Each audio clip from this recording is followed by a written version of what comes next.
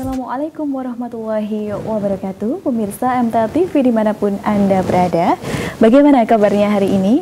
Mudah-mudahan pemirsa selalu dalam keadaan sehat walafiat, keadaan yang penuh barokah, dan jangan lupa untuk selalu berbahagia.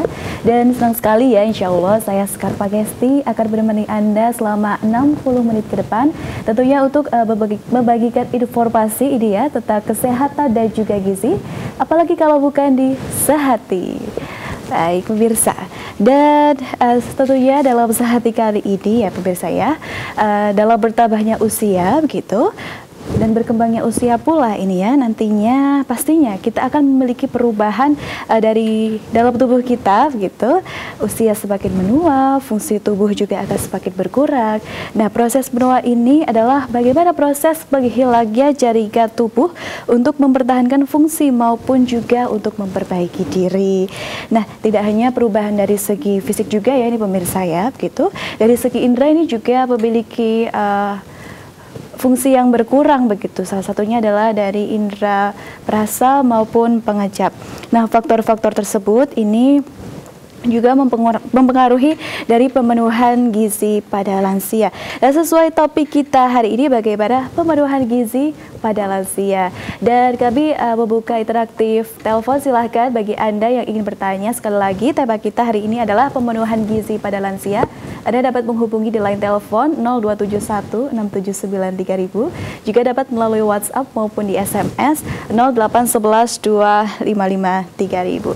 Dan hari ini juga bersama narasumber kita yang saya pun juga menunggu ya. Sudah hadir di tengah-tengah kita, mari kita sapa, yaitu Mbak Aulia Idris. Assalamualaikum warahmatullahi wabarakatuh, Mbak Lia. Waalaikumsalam warahmatullahi wabarakatuh, Mbak Sekar. Wah, bagaimana kabarnya hari ini? Ya, sehat. Sehat ya, terpancar raut keceriaan, kebahagiaan juga dari diri Mbak Aulia. Tahun baru 1445. Wah, betul sekali ya. Betul.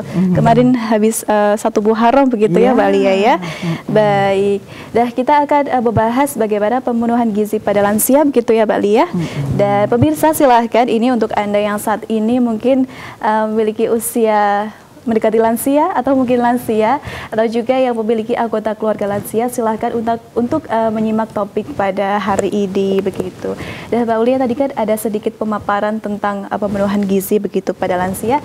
Mungkin bisa disampaikan juga ini apa itu lansia, dari usia berapa mungkin, silahkan Mbak Lia. Iya,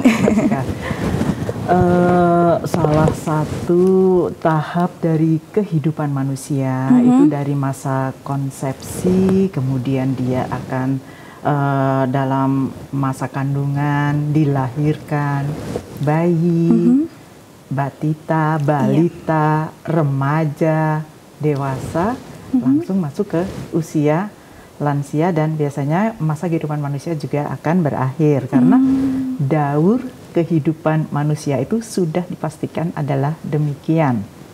Nah, tahap-tahap dari setiap kehidupan manusia itu harus kita nikmati dengan penuh rasa syukur, karena sejatinya dari kehidupan setiap manusia itu adalah untuk beribadah kepada Allah Subhanahu wa Ta'ala.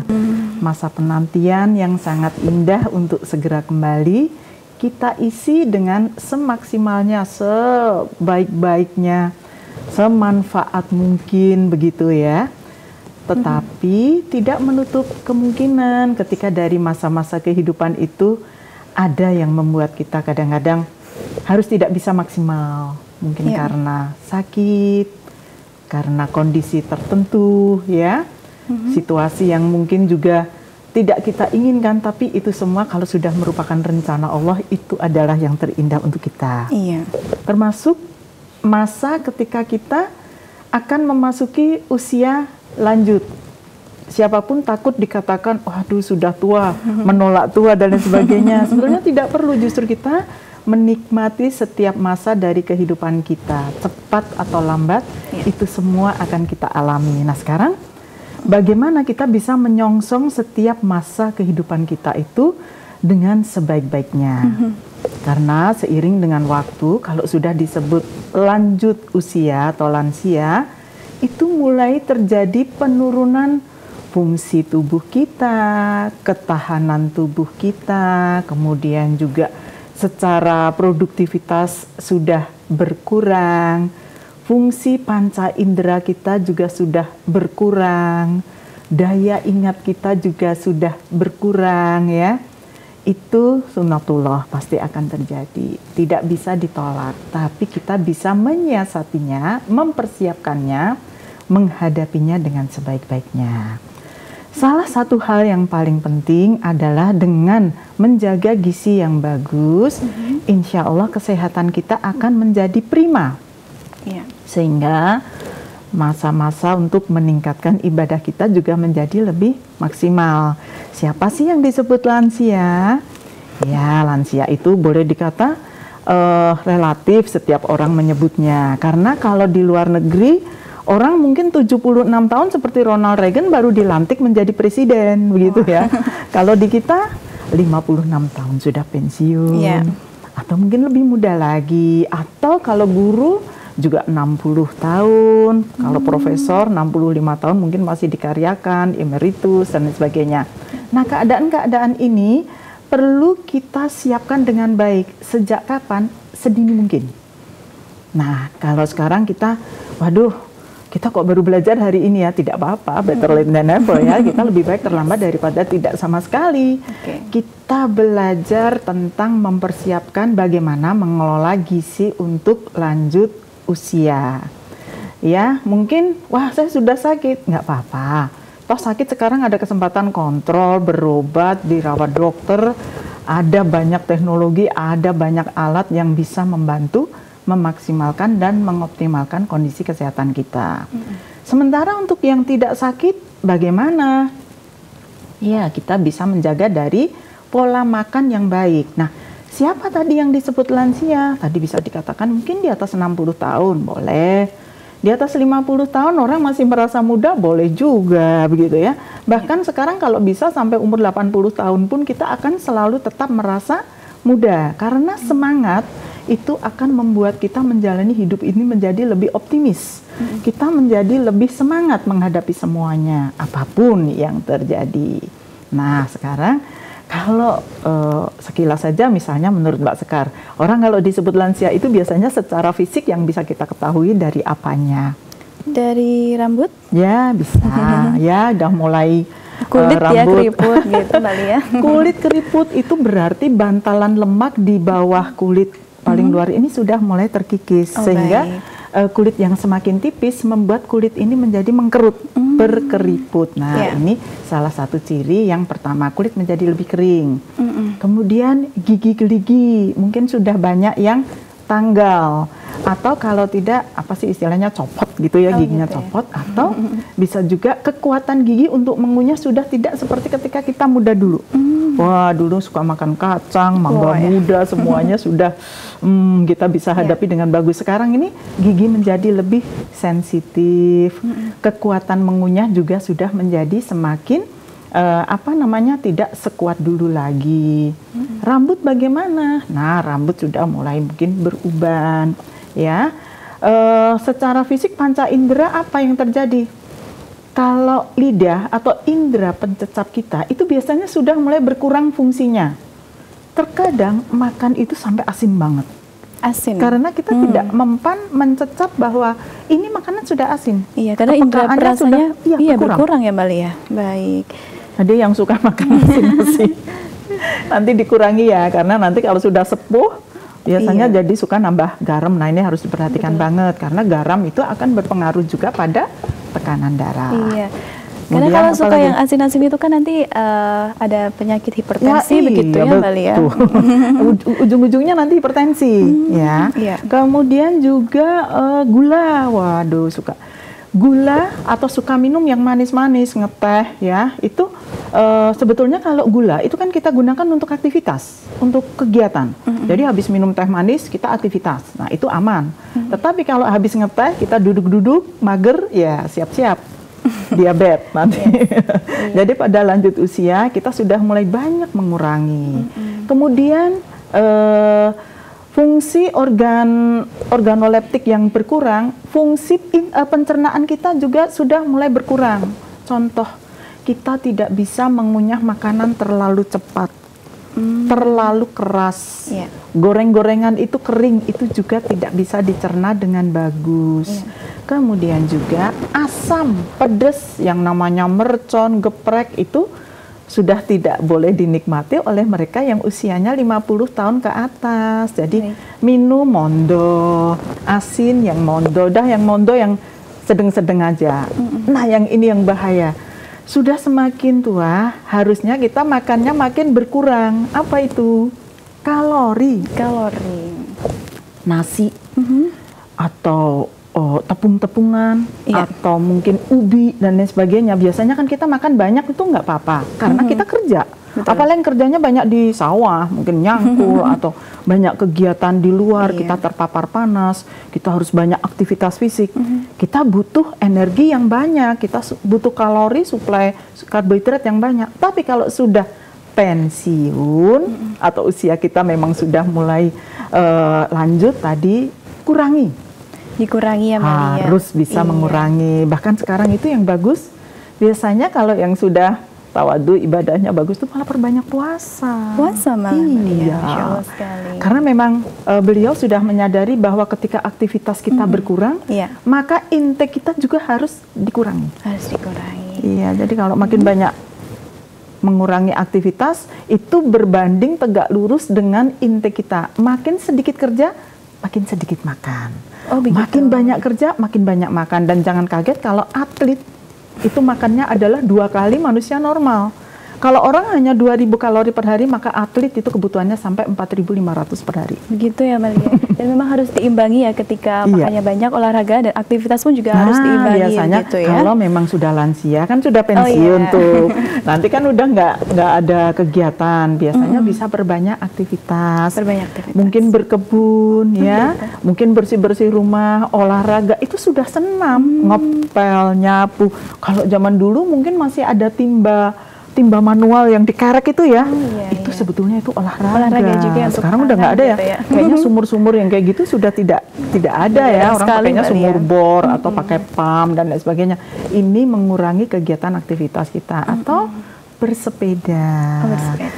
Sekarang sepeda aja dikasih listrik. Jadi akhirnya tidak mengayuh lagi. Nah ini semakin tingginya teknologi juga mengurangi aktivitas. Nah itu baru sekilas sedikit yang kita pelajari tentang bagaimana kondisi lansia itu sebenarnya. Betul. Iya Mbak Lia, dan tadi betul sekali yang disampaikan Mbak Lia begitu ya. Apalagi di usia lansia tentu aktivitas kita akan menurun karena fungsi tubuh ini juga berkurang gitu ya. Dan tentu harus diperhatikan ini dari segi makanan begitu tadi seperti yang disampaikan, mengurangi kalori dan sebagainya. Dan Mbak Lia tadi disampaikan juga ini dari segi metabolisme tubuh itu kan berkurang.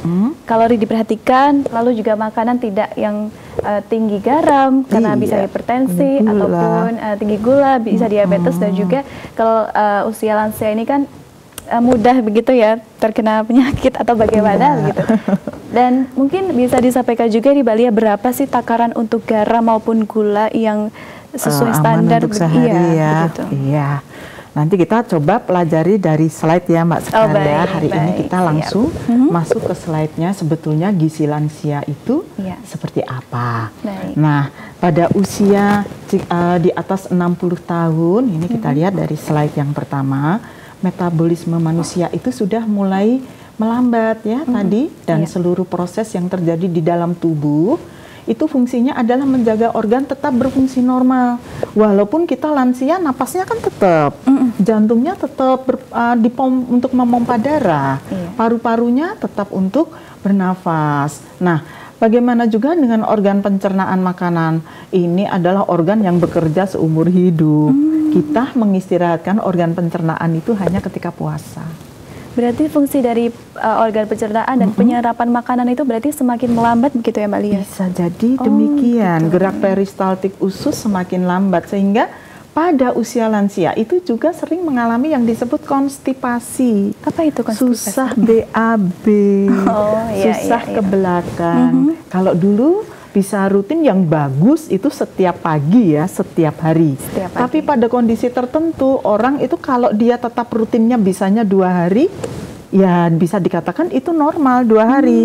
Tapi akan lebih bagus bahwa sisa-sisa pencernaan makanan kita itu difermentasi tidak terlalu lama di usus besar dan segera dikeluarkan. Baik. Itu masanya adalah 24 jam. Jadi kalau biasakan pagi, ya oke, pagi setiap hari.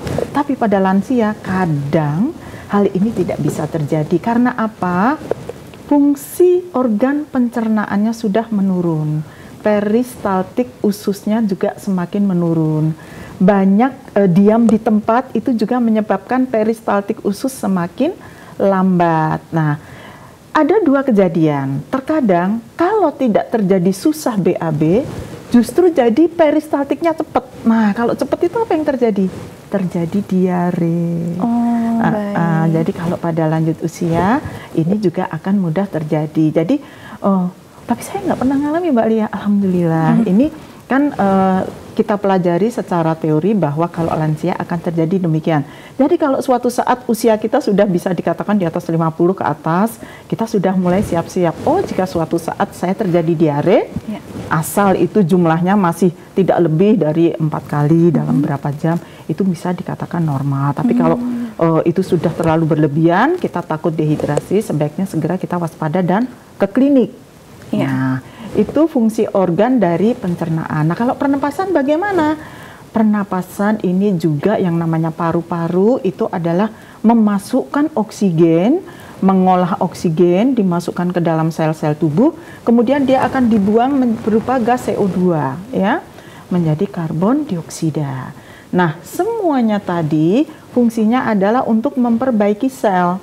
Pada orang lanjut usia, rambut rontok itu biasanya harus digantikan oleh pertumbuhan rambut yang baru, itu kalau muda. Pada lanjut usia, kadang-kadang rambut yang rontok itu tidak pernah kembali kondisinya. Jadi, mohon maaf, kadang-kadang mulai terjadi kebotakan, tidak tumbuh lagi. Sel melanin di dalam rambut, batang rambut, akar rambut, itu udah lemah atau malah nggak ada.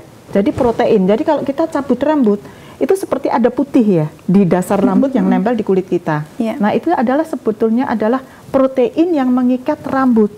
Kalau protein itu sudah nggak ada, maka rambut itu akan mudah terserabut. Kita berbaring aja rontok. Nah, cuaca panas sedikit rontok, dan itu bagaimana? Itu normal, jadi tidak usah takut, nggak perlu minder, nggak perlu malu, rambutnya udah nggak ada, nggak apa-apa, karena memang semuanya akan mengalami demikian. Kemudian juga itu salah satu lansia, kenapa sih Mbak kok bisa begitu? Itu loh tadi, seperti tadi dikatakan kulitnya keriput, karena sudah tidak ada jaringan protein dan lemak di bawah kulit.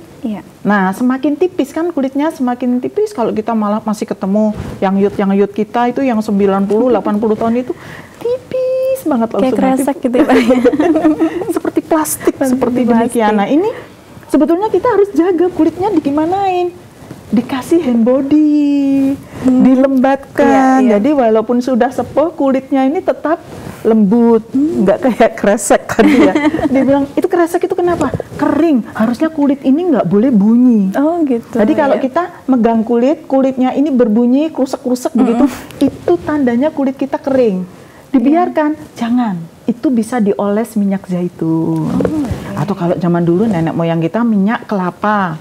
Minyak kelapa yang ada itu yang bikin sendiri, minyak klentik ya, yang ada blondonya. Nah, blondonya nanti dimakan sama jatah, minyak klentiknya bisa untuk rambut, kesehatan rambut, sama orang aring. Kemudian juga ini perawatan nggak cuma muda aja yang dirawat, yang sepuh-sepuh juga tetap dirawat. Tapi insya Allah kalau dari muda udah dirawat, pas sudah sepuh nanti nggak capek-capek banget merawatnya.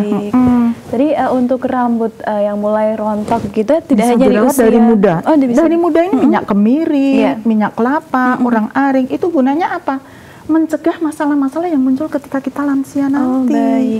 Karena belum tentu saat lansia, saat muda pun sudah ada yang mulai rontok. Jadi kita gitu sudah mulai, apalagi sekarang mungkin faktor stres ya. Faktor stres itu membuat seseorang banyak mikir, kepala ini panas terus ya. Jadi terutama berhijab ini juga tertutup ya, ini sangat mudah rontok. Jadi itu perlu kita jaga.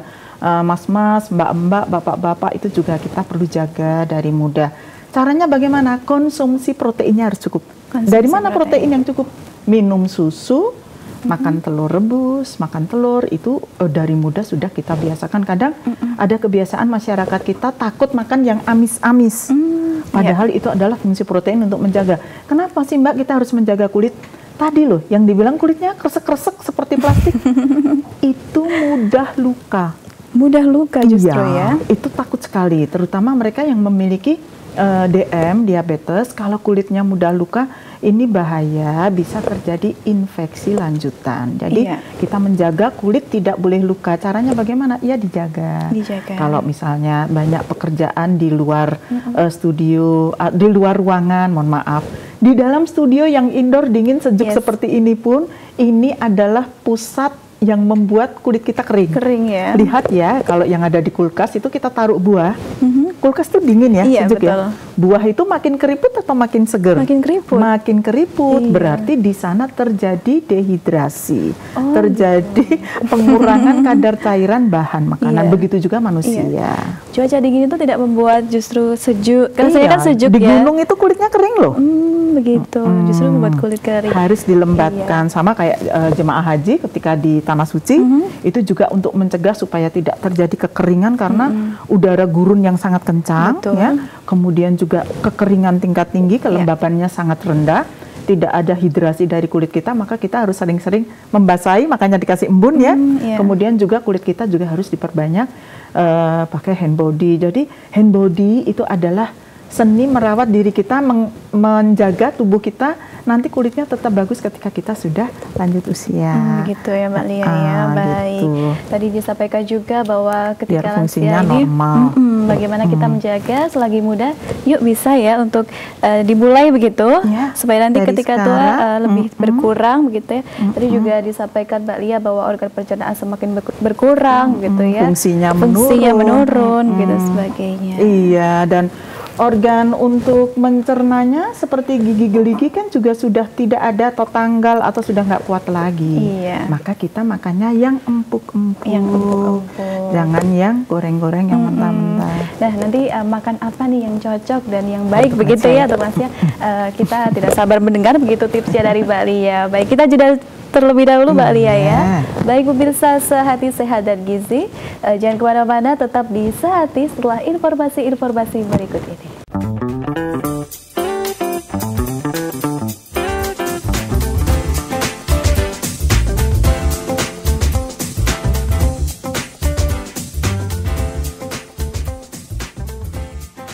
Ya baik pemirsa Sehati Sehat dan Gizi, terima kasih masih di Sehati dan tentunya bersama narasumber kita Mbak Aulia Idris yang membahas bagaimana pemenuhan gizi terhadap lansia. Dan kami juga masih membuka interaktif telepon. Silahkan jika Anda ingin berkonsultasi atau bertanya dengan Mbak Aulia, Anda dapat menghubungi di line telepon 02716793.000. Juga silahkan jika menghendaki melalui WhatsApp maupun SMS 08112553.000. Baik, kita lanjutkan Mbak Aulia. Iya. Dengan judul pemenuhan gizi pada lansia tadi sudah beberapa poin-poin dibahas gitu ya. Dan untuk gizi yang baik ini yang seperti apa sih Mbak untuk lansia, karena kan ada yang harus dikontrol gitu ya dari segi kalori dan sebagainya. Nah makanan yang baik dan terbaik ini untuk lansia-lansia ini yang seperti apa sih Mbak Lia? Iya ini Mbak Sekar, kalau memang harus sakit, satu kewajiban kita sebagai pasien adalah kontrol. Menjaga apa yang disarankan dokter, apa yang menjadi larangannya itu kita jaga. Kalau kita sesuai rule-nya insya Allah kita aman. Kadang-kadang kita suka berobosi aturan gitu ya, nggak apa-apa sedikit, mungkin ini nggak apa-apa. Nah dari hal yang sifatnya permisif sedikit-sedikit nggak apa-apa, nanti lama-lama apa-apa gitu ya, kita jadi susah untuk mencegah diri kita sendiri. Nah karena sudah terjadi penurunan fungsi, penurunan aktivitas, maka kita akan mengimbangi dengan zat gizi yang juga mulai terjadi pengurangan dalam bentuk jumlahnya, ya kuantitasnya. Kalau kualitasnya justru kita harus tingkatkan. Diet pada lansia itu adalah tinggi protein dalam artian tapi tidak terus kemudian wah foya-foya ingkungnya setengah dimakan sendiri gitu ya. Kita tetap pakai standar porsi. Misalnya satu ekor ayam itu dipotong menjadi 10 potong atau 12 potong. Kebayang ya? Ayam itu ada tepung 2, ada dada 2. Kita potong menjadi 10 potong. Nanti ada pahanya 2, paha bawah. Kemudian ada paha atas, itu dipotong 2. Terus dada itu satu sisi kanan dibelah 2. Nah, ini semua akan menghasilkan 10 potong ayam. Sekali makan cukup 1 potong. Nah, untuk lansia sudah tidak bisa digoreng. Lebih bagus diungkep. Kalau tahu bagaimana? Sepotong besar kita timbang. Memang harus nimbang berapa? Berat tahu itu kan karena basah itu sekitar 50 sampai 75 gram. 1 potong udah cukup. Bagaimana cara ngolahnya? Hindari goreng lagi, seminimal mungkin digoreng. Jadi kita bisa ungkep dulu ya. Kemudian masak paling banyak ditumis. Sehari berapa aturan kita boleh makan minyak? Kalau pada lansia tidak lebih dari 2 sendok makan. Nah, kalau peyek itu 1 peyek itu bisa 5 sendok makan minyak. Padahal kita sehari hanya boleh makan minyak 2 sendok makan. Gula juga begitu, dibatasi. Gula sehari tidak lebih dari 2 sendok makan. Garam juga tidak lebih dari 3 gram. Nah, membatasi tadi fungsinya apa? Kita bisa mengatur intake atau asupan bagi lansia tadi. Kemudian karena fungsi gigi-gigi sudah mulai berkurang, kita berbanyak makan sayur dan buah, tapi dalam bentuk yang lebih mudah dicerna. Contoh, buah kita blender, buah kita jus, sayuran kita blender, kemudian juga kita bisa bikin semacam sorbet ya, di blender, tidak es, bukan es ya, di blender, jadi nanti bisa jadi fla, kemudian puding pakai aneka sari buah, itu bisa. Atau buah yang sifatnya lunak-lunak seperti pepaya itu aja keras, kita bisa sajikan dengan cara di blender. Buah juga jangan yang terlalu asam kayak jeruk dan lain sebagainya, kita encerkan. Misalnya menyajikan jeruk itu diperesin ke jus alpukat, jus pepaya. Atau buah yang lunak seperti alpukat, kemudian gitu, smoothies, betul. Jadi sorbet itu sari buah yang kita haluskan di blender, kita bisa tambahkan unsur susu cair, jadi lebih mudah ditelan. Atau bikinkan puding, tapi tidak dingin ya, usahakan tidak dingin-dingin. Ini untuk eyang-eyangnya siapa saja yang biasanya masih suka es, kita bisa membatasi. Betul sekali. Nah, nanti kalau kita jaga, insya Allah kondisinya cukup. Ngunjuk harus banyak, supaya apa? Minum air putihnya harus banyak, supaya apa? Memudahkan kita membuang racun-racun dalam tubuh, apalagi untuk mereka yang mungkin banyak minum obat. Harus diimbangi minum air putihnya yang banyak, kecuali pada kasus tertentu pasien ginjal dan sebagainya, jantung, di mana di sana terjadi pembengkakan dan harus membatasi cairan, ini harus kita konsulkan kepada dokter. Tidak boleh minum banyak. Baik, tadi untuk segi pengolahan makanan berarti dikurangi untuk minyak, goreng-gorengan gitu. Santan juga bisa juga tadi disampaikan Balia diungkep gitu ya. Diungkep atau dicincang. Kalau daging harus dicincang dulu. Iya, ini kan dari gigi-gigi tadi juga sudah susah ya. Mungkin kalau nasi bisa dilembutkan atau daging dicincang kecil-kecil. Itu masaknya nasinya kalau biasanya mungkin perbandingan antara cairan dengan beras itu adalah 1:2. Kalau bubur itu adalah 1:4, maka kita tim nasinya dibikin 1:3. Oh begitu. Nanti jadinya lebih lunak. Atau makan kalau orang di sekitar kita banyak menyajikan bubur ya. Nah, itu bagus. Jadi kalau nanti malah senang ketupat, lontong itu juga bagus, itu lembut. Kalau ketupat itu padat. Kalau pengen bikin ketupat yang lembut, artinya misalnya kita kan kalau ngisi setengah atau 3/4 itu padat banget. Kita isi justru 1/3 atau setengahnya ke bawah dikit. Nanti jadinya ketupatnya juga akan menjadi lebih lunak atau lebih lembek. Ini untuk lansia akan lebih mudah dikonsumsi. Atau kalau memang sudah ini lebih baik kita mengurangi nasi, beras dan lain sebagainya, kita ganti dengan kentang, ubi.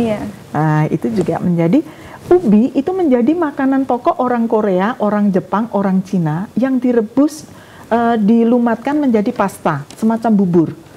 semakin kaya seseorang, mereka nggak makan nasi. Kalau malam mereka justru makannya adalah getuk ubi, ya. Jadi kalau orang dibilang, kamu ini telo, misalnya begitu. Telo itu adalah makanan mewah di luar negeri sana. Gitu. Jadi itu justru lebih bagus karena glycemic indeksnya itu rendah. Diubahnya itu lama. Kalau beras itu setelah dimakan gula darah pasti cepat banget naiknya. Makanya kalau orang pada kondisi tertentu lebih baik menghindari makan nasi. Makan nasi. Berarti dari karbo, kalori ini dikurangi ya Mbak Lia? Dikurangi. Tapi katanya kalau lansia itu rasa hausnya itu semakin berkurang, padahal kebutuhan mineral ini juga harus dipenuhi. Nah, itu bagaimana Mbak Lia? Ya, tadi kita bisa substitusi dari buah. Buah yang banyak mengandung cairan. Contoh melon, belewah, mangga, kemudian pepaya. Kalau pisang kita sajikan menjadi smoothies, tambahkan susu. Atau setup buah pisang. Jadi pisangnya udah kita rebus, nanti kita tambahkan kuah ya, cairannya ditambah dengan cengkeh. Cinnamon itu apa namanya? Kayu manis ya. Jadi itu nanti akan menjadi buah-buahan yang cukup untuk bisa menggantikan kebutuhan mineral pada lansia. Oh iya, baik. Nah Mbak Lia, ini ada pertanyaan masuk untuk Mbak Lia, gitu ya. Baik, saya itu suka berolahraga seminggu bisa sampai 3 jam, kadang lebih. Wow. Dan saya termasuk berbadan kurus, banyak yang menyarankan untuk banyak makan gula dan mie. Wah, tapi saya tidak suka dan lebih ke hati-hati karena menurut saya itu tidak sehat. Sebaiknya apa yang bisa saya lakukan, Bu? Terima kasih. Usia berapa ya? Tidak disebutkan. Tidak disebutkan ya. Olahraga sampai 3 jam, ngapain aja? Iya, dari Abu Zia di Solo. Nah, ini kan kita juga harus mengukur ya, olahraganya kategori berat, ringan, atau sedang. Olahraga yang berat itu berenang. Jadi semakin lama kita berenang, otomatis energinya semakin tinggi dan semakin lapar. Ya, sebaiknya kalau begitu kita nanti menggantinya dengan apa? Kalau atlet habis lari, lomba, estafet dan lain sebagainya, begitu finish nomor 1 yang dia makan adalah pisang, sama air sirup, karena dia harus mengganti cairan yang sudah terbuang selama olahraga dan meningkatkan kadar gulanya harus dengan cepat. Ya, itu untuk atlet. Nah, ini olahraganya seperti apa? Kalau Bapak ingin meningkatkan kalori, jangan langsung dihantam dengan mie, itu tepung ya, karbohidrat, atau dengan gula. Gula itu memang cepat meningkatkan, tapi pada kondisi tertentu kalau berlebihan, kalau pankreas kita tidak bisa mencerna dengan bagus, akibatnya insulin tidak cukup, maka terjadilah kasus diabetes mellitus. Nah, untuk Bapak yang suka olahraga, kalau memang Bapak tidak bisa makan sekaligus tiba-tiba banyak begitu ya. Jadi makannya bertahap. Kita makan, orang normal ya Pak ya, sehari itu 5 kali. Makan pagi, makan siang, makan malam, ditambah snack pagi dan snack sore. Nah, apa saja itu? Kalau memang olahraganya tergolong tinggi aktivitasnya, misalnya futsal, banyak lari-larian seperti sepak bola, bulu tangkis, itu berat ya, tenis. Maka kita bisa menggantinya kalorinya dengan sumber kalori yang tinggi, misalnya apa? Jagung. Ngemilnya buahnya pisang, ya, tinggi serat. Kemudian nasi itu tadi kita bisa wujudkan snacknya pagi apa? Lemper. Nah, tidak digoreng. Disusulkan begitu bahwa beliau ini berusia 30 tahun. Masih muda. Masih muda ya. 3 jam instruktur senam apa ya? Aerobik apa, itu berat loh, itu Zumba. Tapi bagus.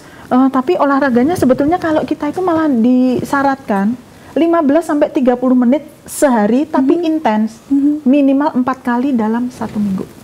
Tapi ini tiap hari ya, wah, berat sekali. Saya juga nggak tahu, tapi memang kalau memang sudah terkondisi ya, itu kan latihan terus, itu memang bagus. Tapi sebaiknya dikonsultasikan sama dokter kalau memang kondisinya juga membuat kondisi tidak bagus, kita perlu konsultasikan. Tidak berlebihan, saya takut berlebihan. Jadi nomor 1, olahraga itu banyak keluar keringat, maka harus banyak minum. Minumnya jadi keringetan minum gitu ya. Ganti lagi buah yang banyak cairan, contoh belewah, pir, apel, apalagi semangka. Kalau bikin pisang kasih smoothies tadi, tambahkan cairan. atau stup pisang, pisang rebus, tapi bukan pisang goreng. Pisang bukan. goreng. Apalagi Risol semangka mayo. goreng ya. Dibikin smoothies, dibikin apa namanya, kalau kita takut bikin es krim, takut susunya kita ganti yang rendah lemak, namanya susu skim. Atau kalau kita sorbetnya tanpa susu, semangka di blender kemudian kita bekukan, di blender lagi, bekukan, itu menjadi sorbet. Itu bisa kita sajikan tanpa susu. Baik. Ya, itu semangka. Usahakan manisnya asli dari buah tanpa penambahan gula. Baik, nah Bapak mudah-mudahan ini bisa menjawab dan menjadikan solusi begitu ya untuk masalah Anda, bukan masalah ya sebenarnya ya. Baik Mbak Lia, tadi kan berbicara. Bagus. Tapi senang olahraganya bagus. Bisa di apa namanya disemangati teman-temannya untuk juga diajak gitu ya, pelopor. Dan Mbak Lia tadi berbicara tentang susu ini ya. Bahwa lansia itu kan kadang memiliki pengeroposan tulang gitu. Nah, tapi bagaimana solusinya bagi lansia yang tidak suka susu ini Mbak Lia? Apakah ada solusi begitu? Disiasati, dimasukkan dalam menu makanan. Oh, contohnya apa ini? Contohnya kita bikin sup pakai susu. Oh, sup pakai susu. Sup makaroni. Bikin kroket tambahkan susu bubuk. Sudah ada susunya. Bikin puding pakai susu, bikin es krim, bikin aneka permen susu dan lain sebagainya. Itu kita banyak konsumsi susu tanpa harus terasa minum susu. Atau kalau minum susu pakai rasa. Tambahkan coklat, tambahkan mocha, tambahkan buah, misal susu stroberi, susu pisang. Kita kita create menu kita menggunakan susu tapi tidak kentara. Ini juga berlaku untuk adik-adik kecil yang tidak suka susu, kecuali pada kondisi laktointolerans di mana seseorang tidak bisa mengkonsumsi susu karena pasti akan terjadi kasus diare. Biasanya pada kondisi ini susunya susu diet ya, Zoya, dia pakai susu kedelai, tidak boleh konsumsi susu seperti biasa. Tapi seiring waktu biasanya alergi kasein susu protein susu ini pelan-pelan akan hilang. Biasanya usia 5 tahun itu udah bisa konsumsi susu biasa. Gitu. Nah, nanti untuk lansia bagaimana? Rendah lemak. Jadi kita bisa pakai susu murni. Susu murni itu kan kalau kita biarkan begitu atasnya keluar lemak yang gurih, krim, itu dibuang. Jangan dibuang, bisa untuk bikin puding atau untuk yang tidak diet. Sementara whey kita pakai cairan bawahnya yang lebih encer. Itu nanti namanya disebut susu skim.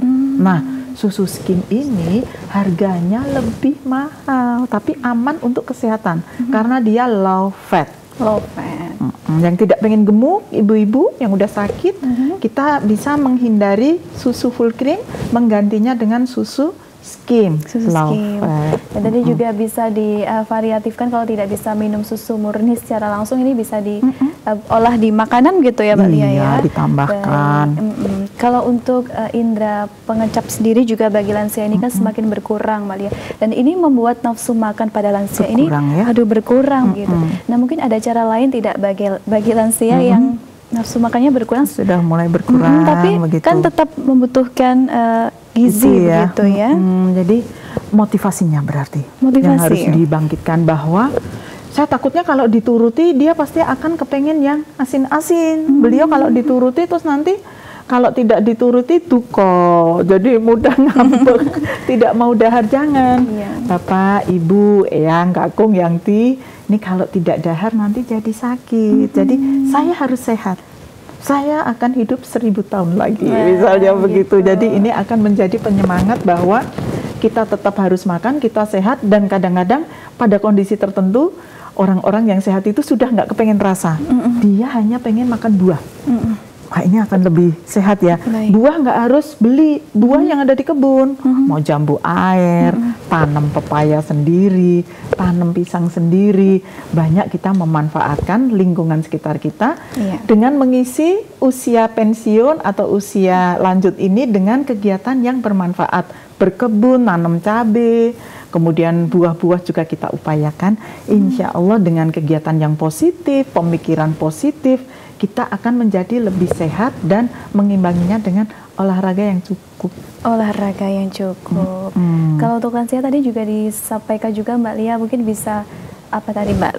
Kalau lari sulit ya? Jalan-jalan pagi mungkin Mbak Lia? Iya, lari kenapa nggak boleh lutut ini sudah digunakan lebih dari 60 tahun. Itu adalah persendian yang menopang tubuh kita. Kalau beratnya 100 kilo, berarti lutut ini menggendong 1 kuintal kemana-mana. Kalau beratnya 50 kilo, berarti lutut ini menopang tubuh kita setengah kuintal kemana-mana. Seberapa kita jauh. Nah, pada kondisi tertentu, olahraga tidak dianjurkan memberikan beban terlalu berat untuk sendi lutut. Makanya lutut kan sering sakit. Jadi gimana? Sering olahraga digerak-gerakkan walaupun itu di kursi atau di kasur, ini harus semakin digerakkan. Makin nggak bergerak, yang namanya sendi, ini akan semakin kaku. Kalau zaman dulu kan menari ya. Menari nenek moyang kita itu olahraga.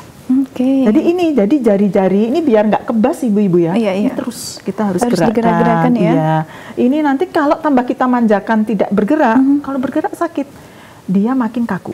Makin kaku berarti sendinya akan semakin sakit. Semakin sering kita gunakan, digerakkan, kemudian melatih motorik halus, nggak langsung nulis ya. Biasanya nih saraf sudah nggak peka. Jadi ini adalah yang terjadi pada lansia. Mudah-mudahan tetap sabar, semangat, makan sehat, olahraga sehat. Kalau sakit ya berobat. Semoga kita bisa menjalani masa-masa pensiun atau masa-masa usia senja kita itu penuh dengan sukacita dan semangat. Baik, Masya Allah sekali Mbak Aulia tema kita hari ini, pembahasan kita ilmu yang bermanfaat bagi saya maupun pemirsa di rumah. Gitu, Mbak Aulia tidak sabar juga kami menunggu materi-materi berikutnya nih dari Mbak Lia. Gitu. Apalagi nih yang akan disampaikan rahasia begitu ya supaya pemirsa penasaran ini ya. Baik, Mbak Lia sehat selalu, selamat melanjutkan aktivitasnya. Terima kasih Mbak Sekar. Iya, sampai di sini dulu pertemuan kita. Assalamualaikum warahmatullahi wabarakatuh. Waalaikumsalam warahmatullahi wabarakatuh. Iya, pemirsa Abta TV dimanapun Anda berada, bagaimana pembahasan kita tadi dengan Mbak Aulia Idris. Mudah-mudahan bisa bermanfaat dan jangan lupa selalu saksikan Sehati, Sehat dan Gizi. Dan saya Sekar Pangesti mewakili seluruh kru yang bertugas hari ini mengucapkan terima kasih banyak. Dan wassalamualaikum warahmatullahi wabarakatuh.